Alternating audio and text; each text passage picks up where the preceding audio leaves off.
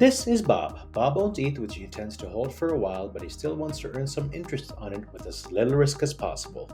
He has deposited his 60 ETH in Liquity and has taken out a loan for 50,000 LUSD. His current strategy has been to deposit LUSD in the stability pool of Liquity, where he's earning a yield of 6% APR on revenue that the protocol generates. He just heard that with Chicken Bonds, he can amplify his current yield.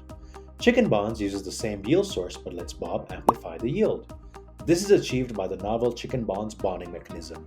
Through bonding, Bob can acquire boosted LUSD, an ERC20 token that amplifies the yield compared to a simple stability pool deposit. Bob likes the idea of acquiring BLUSD because it benefits from an amplified stability pool yield, it can be redeemed at any time against the reserve of Chicken Bonds, which means that BLUSD has a guaranteed price floor, and it also acts like a yield generator strategy. It's auto-compounding. Once Bob decides to bond, he has two options.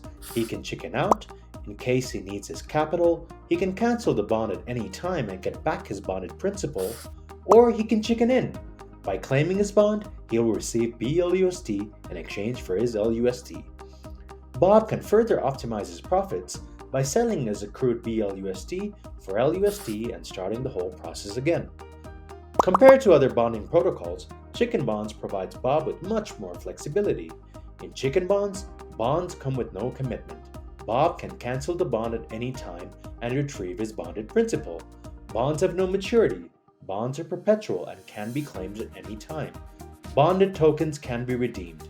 BLUSD can be redeemed for LUSD at any time pro rata. Bob likes the idea of Chicken Bonds, but before moving over, he wants to better understand where the yield is coming from.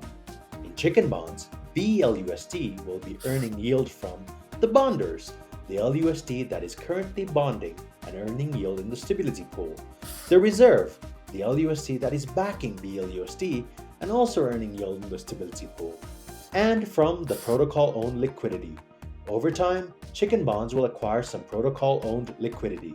The POL, as we call it, will be mainly used in Curve to provide liquidity, and the yield will also be directed to the reserve.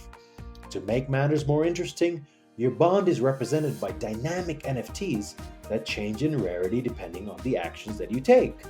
Each NFT has a unique ID and will be assigned one of the 4,000 plus representations that are available. The more active you are in the Liquity ecosystem, the higher the chances of getting an NFT with increased rarity. To grab the coolest ones, well, there is only one way. Become a bonder. Bonders, it's time to get ready for a game of chicken.